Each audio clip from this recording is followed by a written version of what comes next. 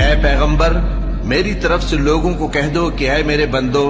جنہوں نے اپنی جانوں پر زیادتی کی ہے اللہ کی رحمت سے نا امید نہ ہونا، اللہ تو سب گناہوں کو بخش دیتا ہے،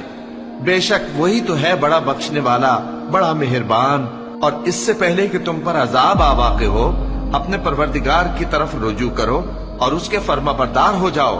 ورنہ بعد میں تم کو مدد نہیں ملے گی۔ اور اس سے پہلے کہ تم پر ناگہاں عذاب آ جائے اور تم کو خبر بھی نہ ہو اس نہایت اچھی کتاب کی جو تمہارے پروردگار کی طرف سے تمہاری جانب نازل ہوئی ہے پیروی کرو۔ ایسا نہ ہو کہ اس وقت کوئی شخص کہنے لگے کہ ہائے اس کوتاہی پر افسوس ہے جو میں نے اللہ کا حق ماننے میں کی اور میں تو ہنسی ہی کرتا رہا، یا یہ کہنے لگے کہ اگر اللہ مجھ کو ہدایت دیتا تو میں بھی پرہیزگاروں میں ہوتا، یا جب عذاب دیکھ لے تو کہنے لگے کہ اگر مجھے پھر ایک دفعہ دنیا میں جانا ہو تو میں نیکوکاروں میں ہو جاؤں۔